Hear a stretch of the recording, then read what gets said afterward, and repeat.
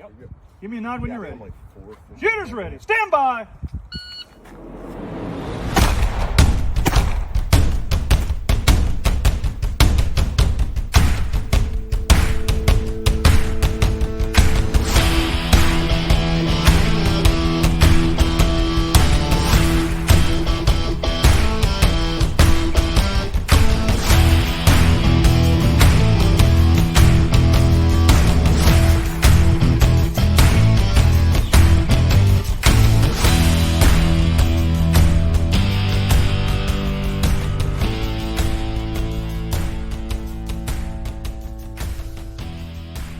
Hey everyone, welcome to this episode of Bullets and Bourbon. I'm Frank Dow, joined by my co-host Matt Gunlock.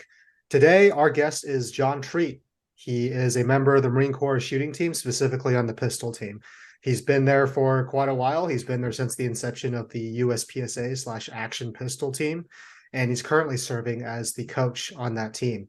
He's shot everything from carry optics to production, and most notably, he is a left-handed shooter. So if you're watching his match videos, they're not inverted. So, John, welcome to the show. First question I have for you. As a proud Alabaman, what individuals or icons would you put on like your Mount Rushmore of Alabama culture? And why does the slogan War Eagle deserve to be prominently displayed there? Well, first off, thanks for having me. Secondly, I guess I'm gonna have to cut it short if you ever curse me like that again. Roll Tide. Thank you. Roll Tide. Alex is gonna love that. So I grew up in Alabama all 18 years of my life before I joined the Marine Corps. If I had to make it down to four things that I would put on my Mount Rushmore, number one, obviously Nick Saban. He is the best college football coach since Bear Bryant, and we can prove it. Second to that is it gets its own category, is just college football in general. You don't know the rivalry until you go to Alabama during the fall. It is insane. Like, you live with your rivals. Your neighbors might unfortunately be Auburn fans, and then you'll go watch the game with them. And you see them everywhere. The rivalry is very real in the South. That's all we have. We don't have like MLB. We don't have NHL. We have nothing. We got college football. So we live and die by it, and love it every day. Sounds depressing. Not during great. football season. Yeah, it gets rowdy. Yeah, and Alabama usually makes it to the championships, so your season is extended. Hey, what are the Exactly. size of the deer there in Alabama? Slightly bigger than a stray dog. Oh, that It doesn't is get cold. depressing. It is. They usually have nice racks, especially for their size, but it doesn't get very cold, so they don't pack on a ton of fat. But they're still nice for the size that they are. To continue the list, like you mentioned, the deer, one of them is definitely the outdoors. The opportunities you have is phenomenal. You have a ton of fresh water, a lot of woods and agriculture. If you want to go farther south, you got salt water. You just have so many opportunities to view the real outdoors, and it's definitely a nice time going on trails. There's mountains up north. Gets a little swampy down south, but a wide variety of the ecosystem, and it's super cool, especially if you ever go down there to travel. Just going through the state, you get all different kinds of environments, but mostly hot and mostly humid, especially in the summertime. I guess to add anything else would be the people and the communities that are down there outside of my city of Montgomery, Birmingham, and Auburn, because of the university. It's a really good community. Small town vibes, definitely. Everybody knows everybody. They're watching out for each other, and that Southern hospitality is very real. And I do miss it all the time, so that's why I'm excited to eventually go back someday. Yeah, very cool. Is the fact that the Talladega, Talladega is where they hold nationals, but it's also where like the Speedway is. Is that completely overshadowed by football? Like, is that just kind of an afterthought? Again, depends on the time of the year. NASCAR is kind of dwindling. They got a little too political for a lot of people to like. But football, there's no politics. It's you play ball and you got fans supporting it. But yeah, Talladega's got a ton of history. It's one of the biggest raceways in the series or the circuit, I guess. First time going there was actually at Carry Optics Nationals. We had the award ceremony inside the middle, and they have a ton of history up there. It's super cool. If you ever get a chance, even if you don't like racing, highly recommend it. Next Nationals that is there, I would attend just for that. Honestly, super cool experience. Yeah, unfortunately, the two nationals that you're attending this year are both in Ohio. Yeah, which I've been to, feels like 100 times now. I would love to go back home, but I guess I'll just keep going to Ohio. There's corn. Yeah. I guess that's it. Yeah. I'm not gonna lie, like whenever I was on the pistol team, I saw Ohio so many times it just became really depressing. Like there's no I think Ohio has the worst roadways in the country. That's going to Maybe. be second to 95. That's a reason I don't like Virginia solely is 95 and the people that drive on it. Well, Matt, are you just talking about the way, just how well kept they are? That's exactly what I'm talking about. Yeah. Like the roads are just really unkempt up there in Ohio. I mean, we were there a couple weeks ago for Val from the North Coast, and I mean, we had to speed past Amish horse and carriage at least once, and there were some pretty cruddy roads, but also very rural area, so it might be part of it. But so this year he shot Carry Optics Nationals, and because of how spread out and how early Carry Optics Nationals happens, now you're getting ready for production nationals. So you kind of started off in production, but what are some lessons that shooters can take from competing in one of the low cap irons specific divisions?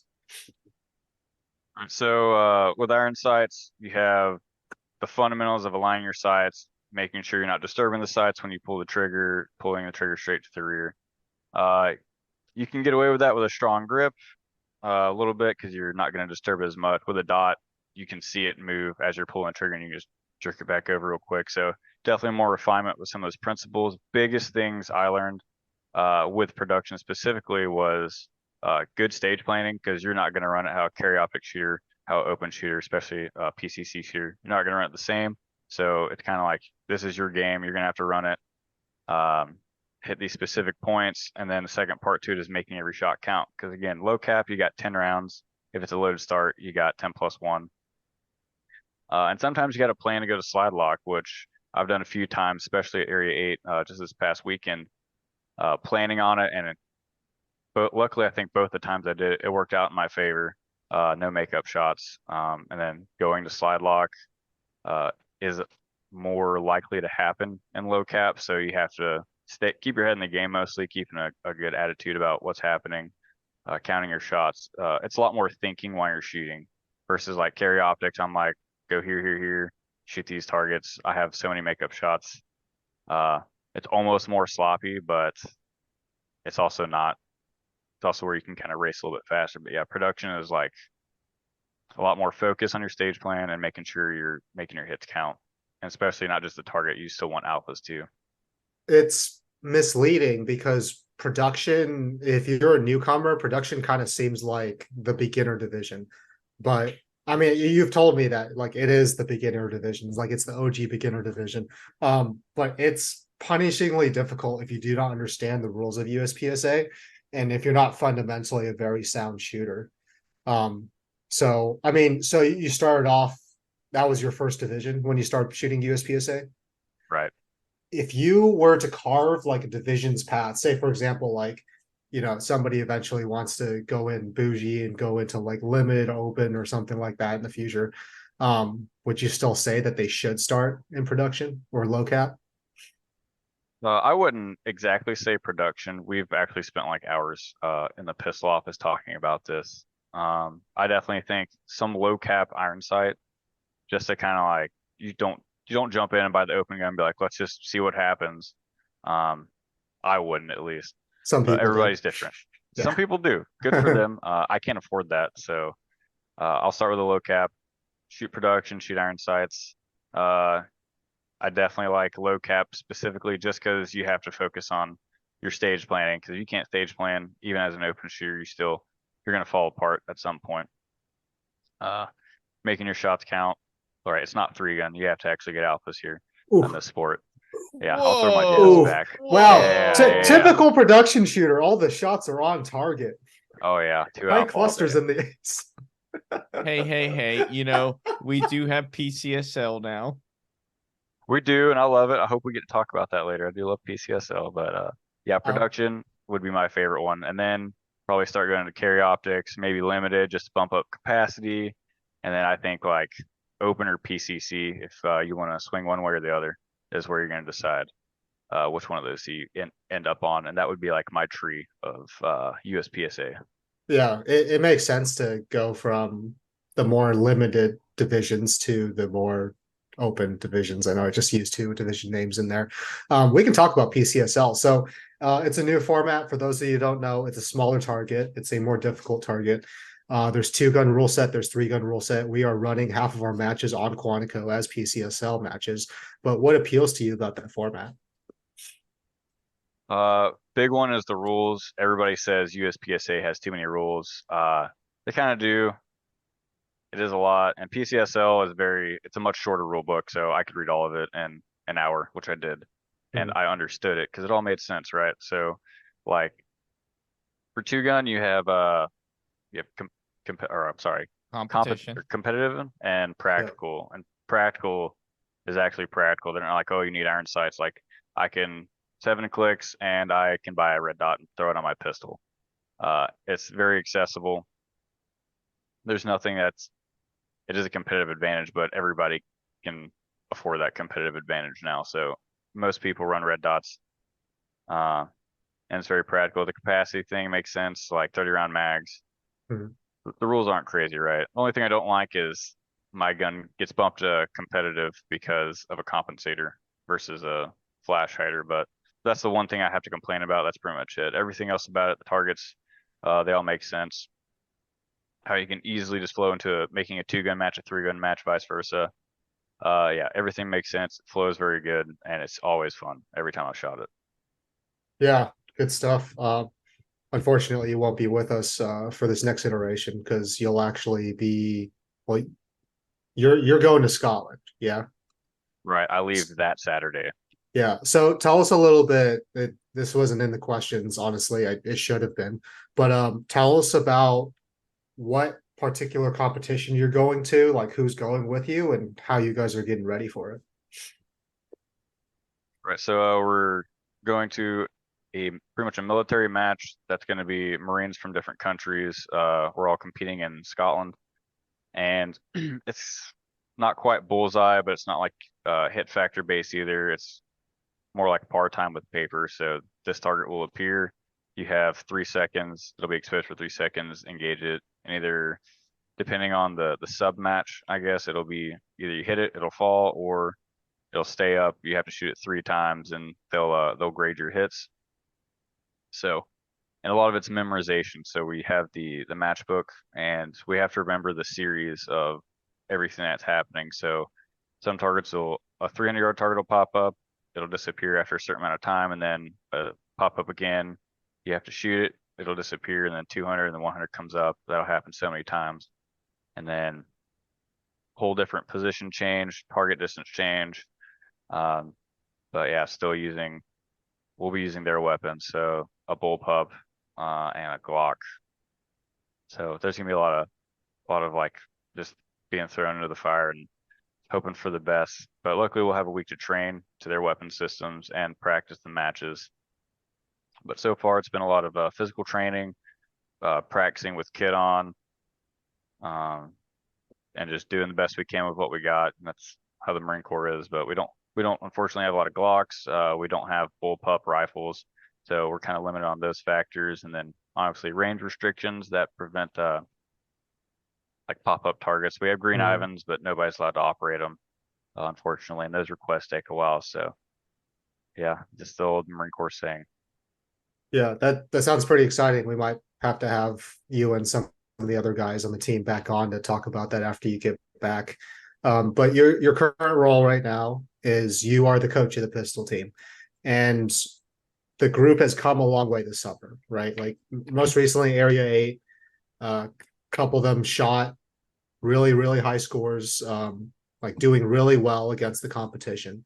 So when you're responsible for putting together training for a group of really talented and driven individuals, how do you approach that? All right, so first off, a huge shout out to pretty much the whole pistol team. They're within the time limit. They've already caught up to and pretty much surpassed me. I've only been competitively shooting like USPSA for 3 years, and they're already all like A's or M classes in a fraction of the time it took me. So they're just out there crushing it. I hope I helped to that escalation of lethality, if you will. But whenever I make a training plan, a few things I hit on is obviously the fundamentals, right? Because if you don't know how to grip a gun, a lot of things come harder. You don't know how to line sights or put the dot in the middle of the window. Things come harder. So like some drills focusing on that. That's usually towards the start of the season, and then I'll like throw it in there every now and then, kind of refresh it. Another thing is like match specific trends. So I'll read over a match book, and if it has a lot of hardcover, a lot of no shoots, we'll kind of like trend our training towards that, and help us practice it before we go into it a little bit more. We try to like recreate to the best of our ability some of the stages for that match. And obviously we have much stricter STZs than a 180 base, so we have to neck it down and do the best we can with what we got yet again. And then pretty much throughout the training, I'll always try to go over mental game, because that's huge. Like if you make a stage plan, you're like, I don't know about it, then you have until you're the shooter to just make sure you 100% go with it. You saw everybody else do it differently. Do your stage plan, because if you try to change it last second, most of the time it doesn't work out. Sometimes you get lucky, but it doesn't always work out. And then big thing I kind of learned from this year from Alex was giving that individual time. So every time the last training day before a match is individual time. Confirm your zeros, and whatever you need to do, it's up to you. If you're trying to change things at the day before a match, then go for it, but it's probably not working out. I'm not going to force it. It's up to you. You know you best. So you're going to practice those small things that you know you need to work on that you've been practicing all week, and just go out there and figure it out with however many rounds you got. And then always end on a good note. So you do a plate rack. I always have to clean a plate rack before I leave, or make sure I get 2 alpha, or whatever I do, leave on a good note. So that kind of helps my mental game. If I leave on a bad note, I'm going to ponder on it all night, and then I want to come back the next day and be like, I got to clean a plate rack now. I'm going to spend all day on it.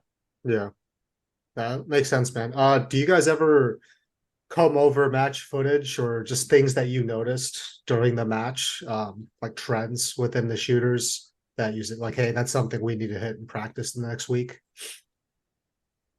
Yeah, so we've been trying to do the video, like we'll meet the day after a match, and then we'll go over video and analyze like, all right, who's messing up? Like, what's your trend that you're messing up? Is it your footwork? Is it your accuracy? Things get busy, can't always do it, but the times that we have, I'll take that information the best I can, and I'll put it in there. So like if nobody can clean up steel, and they have a ton of makeup shots, then I'll definitely start throwing out more steel arrays for us to train. Different distances, different size poppers, plate racks. Nobody could hit a mover. That's where all the mics came from. Then we'll practice a little bit more with movers. Like we'll isolate it, or we'll just throw in a moving target on a stage that we build, and just refresh it. Yeah, good stuff, man. And clearly it's been working, because like I said, the pistol team has taken a huge step forward this summer, and excited to see where the guys go from here. Oh, yeah, me too. So, John, you and I have known each other since April of 2019. Yeah. And we met at Marine Corps Championships back then. And I remember we brought you in, like you were one of the guys that we were selecting to come to be a summer shooter. Mhm. And you sat down, Yeah. and we're boarding you out, and we're like, you first started out saying, well, I don't really need to be in here because I plan on getting out of the Marine Corps, so you're kind of wasting your time with me, but I do appreciate the opportunity. That's how that started and ended, because we were like, hey, thanks for your honesty. We hope to see you again, but have a nice life. you and I kept seeing each other throughout the summer because at the time you were on Paris Island's shooting team. And, you were shooting really well for a stop, basically a 1911 that some of those guns have been around since like 1914. Like they were Yes, really old confirmed. guns. Yeah. You had some ammo. You were probably shooting some hardball ammo in practice, but I think you guys also had some other ammo that was like contracted, and then you guys bummed ammo from us because I remember having to give you guys ammo throughout the season. But Yes, either we yeah, shot TZZ or we shot semi-wad. There was not much in between. yeah. So and you kind of started out, your whole shooting career started with Bullseye, and you know you shot very well. But then come the following year, your plans to get out of the Marine Corps did not change at all. Or your plans to get out of the Marine Corps changed completely, I should say. And you emailed me, and I think you called as well and saying, "Hey, change of plans. I want to stay in. Is that offer to come to the team still there?" And you're like, "Absolutely." You ended up coming to the team, but whenever you finally did get to the team, there's no more Bullseye pistol. So, what was it like, coming to a team where you were originally recruited for, Bullseye, but now you're going to USPSA, which is something that you were relatively unfamiliar with? Right. So you know that like this meme format, right? It's like panic, calm, panic. Well, all started when Germanello posted for April Fools. This just did. We're getting rid of Bullseye, and I was like, oh no, like my package is gonna get revoked because it hasn't been approved yet. And then I just like kept reading it, and I read all the tags, and it said April Fools at the very bottom. And I was like, oh thank God. So maybe there's still a chance. And then like after my package gets approved and I'm coming up there, they're like, oh yeah, by the way, we're getting rid of Bullseye. And I was like, oh my God, no. They're gonna send me to MTC. This is awful. So yeah, I was emotional roller coaster with all of that, and then COVID in the middle of all of that. Moving PCSing with COVID was awful. I don't recommend it to anybody. But So, yeah, no, go on, what you got? go on. Okay. Uh, yeah, I got there and they're like, you're not doing Bullseye, you're shooting USPSA. I'm like, all right, cool. What's that? Make this account. It's $50 for like a year or whatever. Made the account, went out there, and then it was Raider and Loreno, Lindsay Adams, and then Kyle was like 3-gun. Yeah, a bunch of the old crew, out there just practicing. They're like, all right, we'll take your armor, get you a gun. They gave me a CZ Shadow 2 to shoot like production with. It was one of the old Belmont guns, so they were kind of busted up a little bit. And then they're like, all right, run this stage. And I was like, what do you mean? They're like, we're gonna do this beep. It's gonna go off. And then you're gonna just shoot these targets as you see them. Like you'll see these from here, these from here, these from here. All right, cool. I'll try it out. And then like 3-second draw to build my grip, take my time, and then my I was very accurate, right? So I came from Bullseye. I knew how to put the bullets where I wanted them to go. So I ran the stage and like they were almost every pair was touching in the alpha at every target. But it took me like 50 seconds on what should have been like a 20-second stage because I was a giraffe learning to walk again, just because I was walking around with a gun in my hand. So I had the foundation of marksmanship for accuracy, but I didn't know how to like manipulate the weapon efficiently and move around the stage and use the economy of movement. None of that, all that was foreign to me, right? You got a box on a bench, and people tell you all the commands what to do as it goes along. So definitely a learning curve, but I stuck with it. I had great coaches. I had Sam Loreno, Scott Rader helping me out. Like I said earlier, Lindsay, Adams, they were all there helping me out, giving me pointers wherever they could, which was everywhere because I was, again, awful. I was great with one hand on a gun, but as soon as I put two, I forgot what I was doing. So struggle busting like the first year. And then I had to go to OCS. A name had to get thrown out of the hat. I had to go to OCS for about a month where, again, COVID still hanging around. All the candidates that were coming to OCS had to go to a ROM site, so a restriction of movement, where they occupy like 2 or 3 barracks, and they're not allowed to interact with each other. They stay in their rooms. So we pretty much had to do their laundry, bring them their chow, and then occasionally they go PT after like 2 weeks into it. And then we had duty like every 3 days, and it was awful. But somebody had to do it. It had to be me, and it made sense. Like the new guys here, the season's coming to an end, and I don't take it with hard feelings. Like I said, somebody's got to do it, so I'll take the L now. And luckily, when the Reaper comes back around, I don't get picked because I've already done it. So that's kind of a benefit to it. Just get out of the way at the front end. So, how long would you say it took you to kind of finally get your feet under you with USPSA? Oh man, I would say, like, going back to the conversation about like my tree of which divisions I would shoot, I'd say when I started shooting carry optics is when things started clicking. Mostly because a red dot is a great tool. It's not just making shooting easier to shoot faster. It's also, it tells you everything you're doing wrong. So I had a really bad tendency of over tensing my firing hand. So kind of the con of Bullseye was I knew how only to grip with my dominant hand, but now I actually have to use more of my support hand. So training that was a little bit difficult. And then seeing it with a dot made it so much easier for me to correct it, just because the dot is going to keep moving as I'm pulling the trigger in that direction. I'm like, oh, I see what's happening. You can kind of hide it with iron sights because if it's too bright, too dark in one day, you don't see that minute movement. But a dot will tell you everything you're doing wrong, and also everything you're doing right too. So it's a great training tool. Definitely recommend it. For newer shooters, probably not brand new because they're like, what am I looking for? Because there's a point where you got to build the index to find it, which is a huge learning curve. And then once you can find it consistently and you're starting to take shots with it, it's telling you everything you're doing. And once I did that, that helped out the shooting game a lot, along with Scott and Sam teaching me how to move around with a gun efficiently on the stage, and working on my stage planning, which came from mostly from production. Like, you're going to reload here because you have 24 rounds in a mag, so don't worry too much about the reload. Worry about the shooting. So all of it's kind of compiling, just coming into a perfect storm of all my stuff from production. Now I have this new tool. I have a dot on my gun.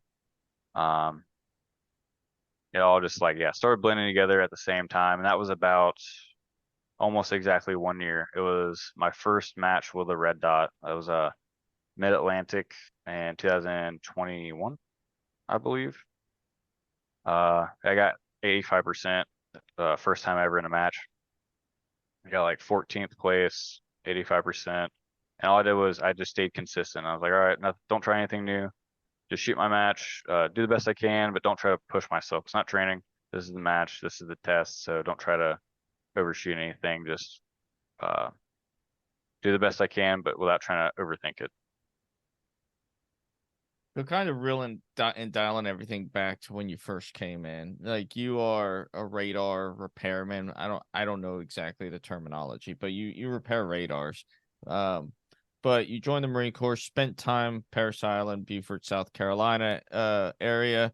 And you didn't really have the opportunity to travel. Like, you traveled like where the Parris Island shooting team would send you, which was, Fort Benning, Georgia, Canton, Ohio, and Camp Perry, Ohio. And that's really the only 3 places you went. But now you're traveling all over the place. You went to Okinawa, first time out of the country. You're about to go to Scotland. You've traveled pretty much across the country, either with MICMICs or with shooting USPSA. What's a memorable experience from the MICMICs that you've done and also matches you've shot? And funny enough, I actually didn't get a binning until I got on the team because we had budgeting issues and we were broke on PI. So yeah, we only went to Canton, Ohio, and then Camp Perry, Ohio, and also Putin Bay. But that's a whole other story for a different time. Yes. Oh yeah. Yeah, been traveling. Been there, done that. And I don't have the T-shirt. I lost it somewhere. We almost left But yeah. Patrick on the ferry whenever we got off. He fell asleep on one of the bench seats in the ferry, and we forgot him. That sounds like something Patrick would do. Yes.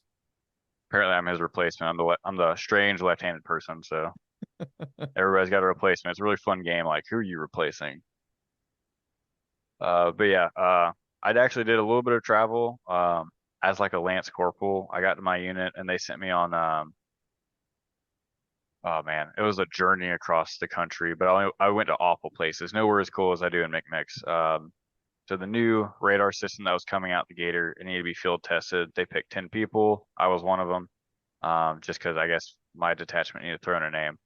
I got to go to Baltimore at the Northrop Grumman facility, and I got a month of schooling of the new radar system.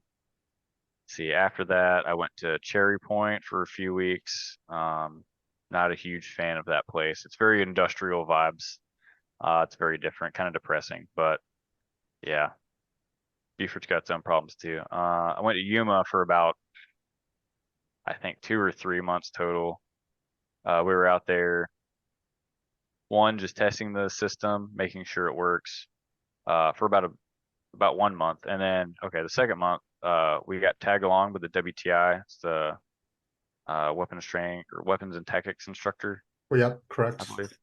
All right, cool. It's been a while. We got tagged along with that as a extra sensor, um, for another month, and then after that, we thought we were going home, and then last minute they're like, "Hey, we're actually going to extend you guys to go to Cherry Point again for another week." So they found a way to get us on a C1 or KC-130, flew us from Yuma to Cherry Point, and we had to stay at I think it was Atlantic Field, or no, it was Bogue training, Bogue Oh, Field out Bogue there. Airfield. Ew.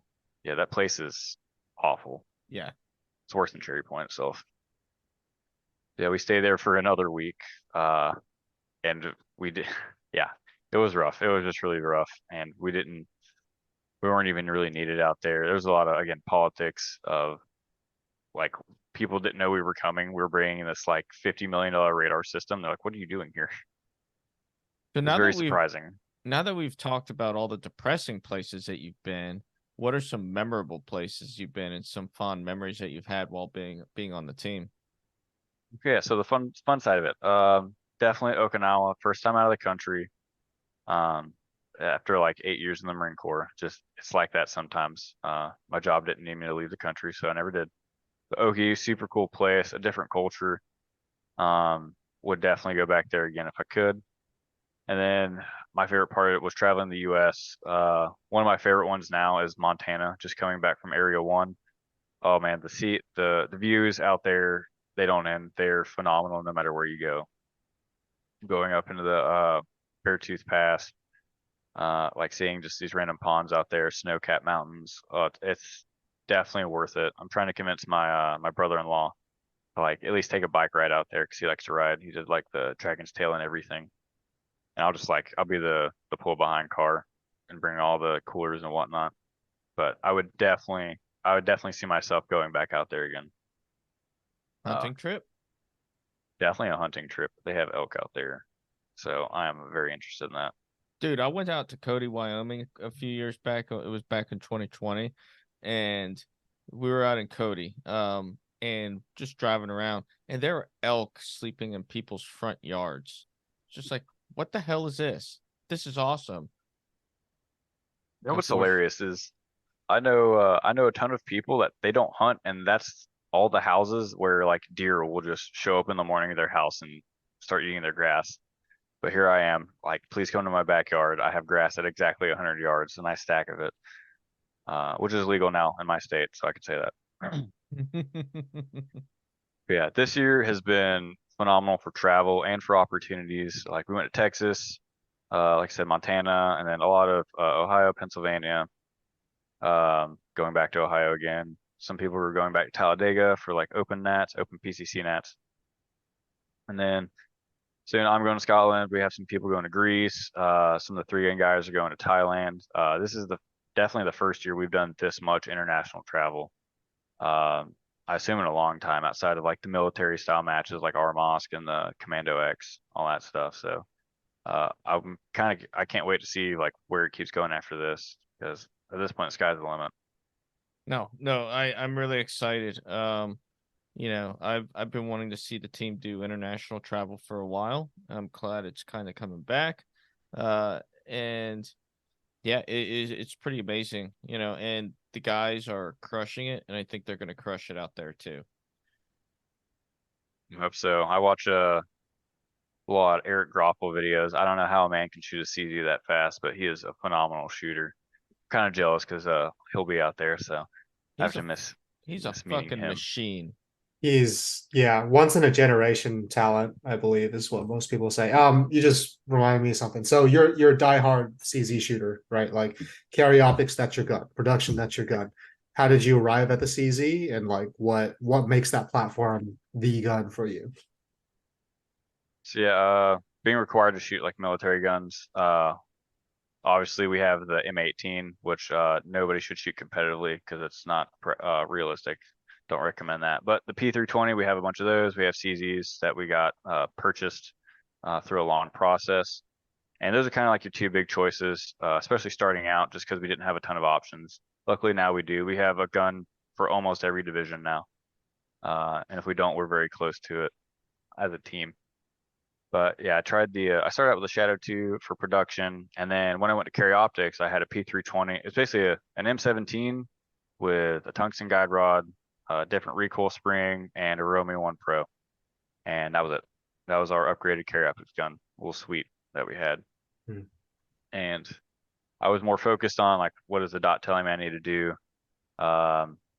Focus more on the shooting portion of it, not really like it's a whole new gun. I got to learn it. There are different like grip angles and the plastic gun versus the metal gun. So there are some minute differences, but the fundamentals of marksmanship are still the same. I'm still aligning sights or putting the dot in the middle of the window. Oh, excuse me.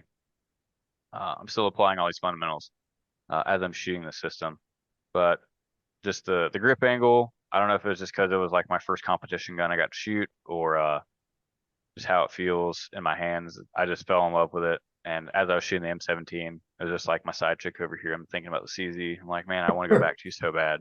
If only I could put a dot on you easily. And they came out with the optics ready version, and I was like, here's my money. I got one.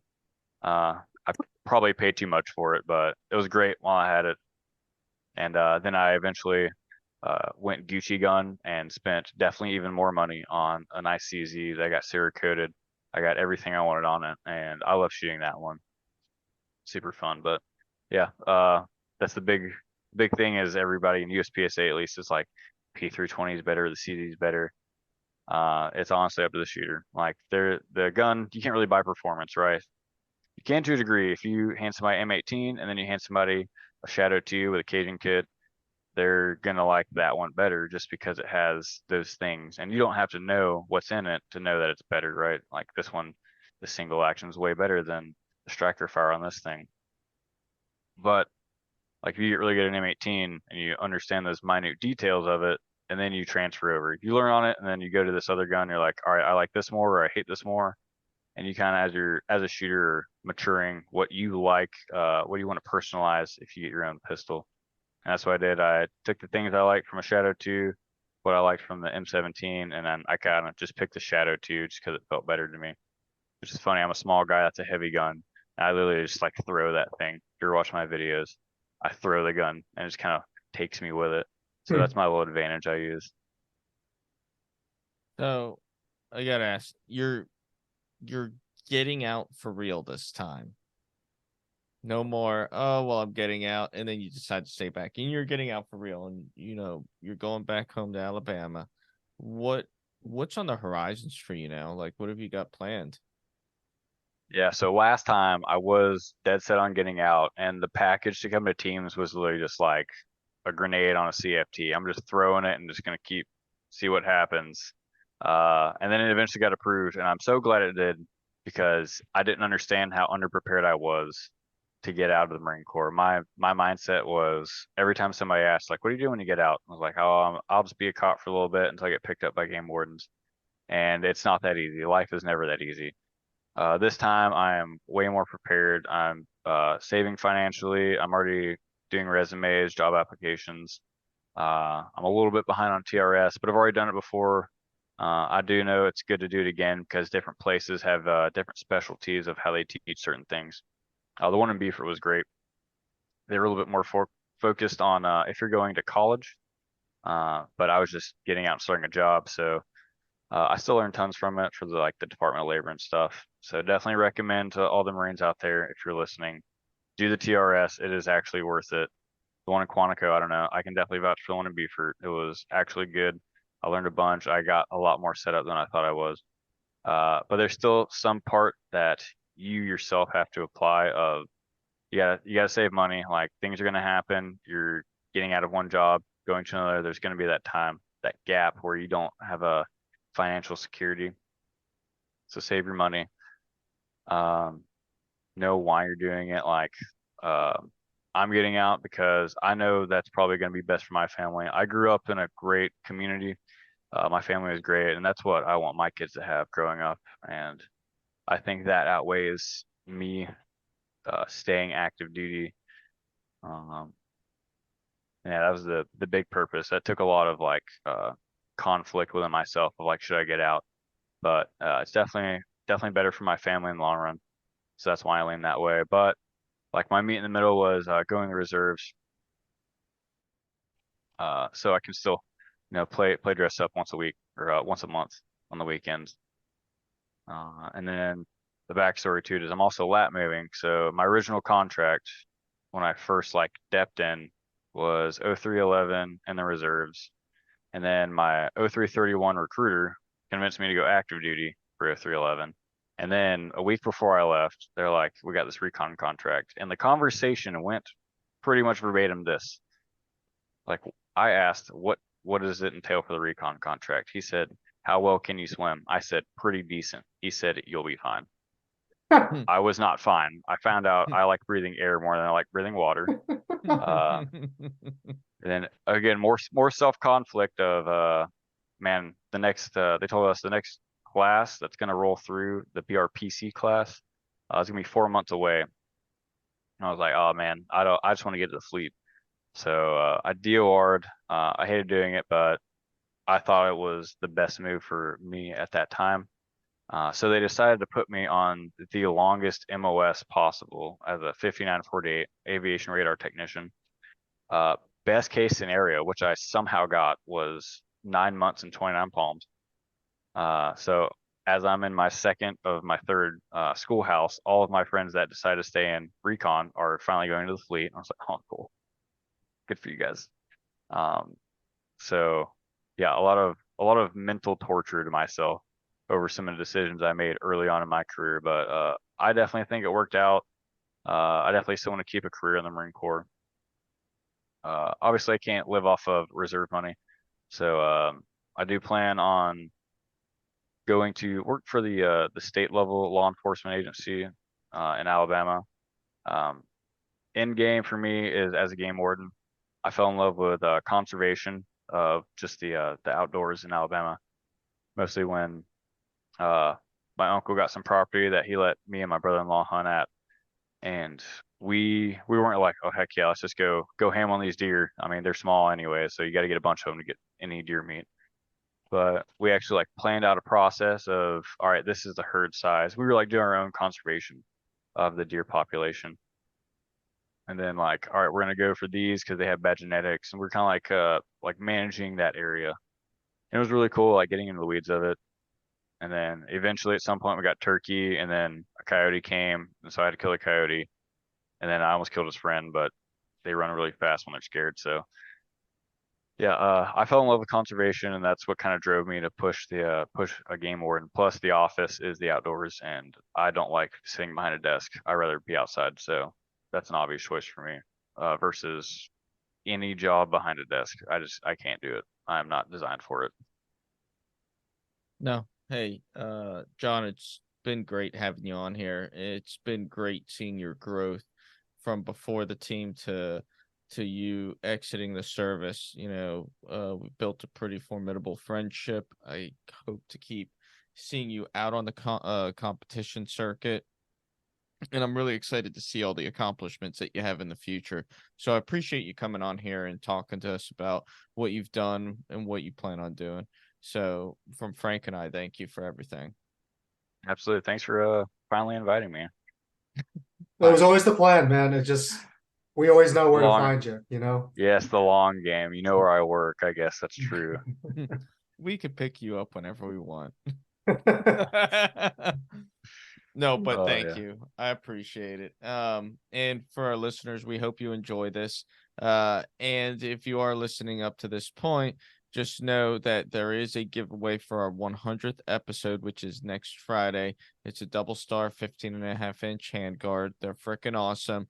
Double Star Core was generous enough to give this to us to give out to you guys. So if you go to our Instagram post and take a look at it, it explains out the rules. So yeah, go check us out on Instagram at Bullets and Bourbon Podcast. And we hope you enjoy this and have a good one.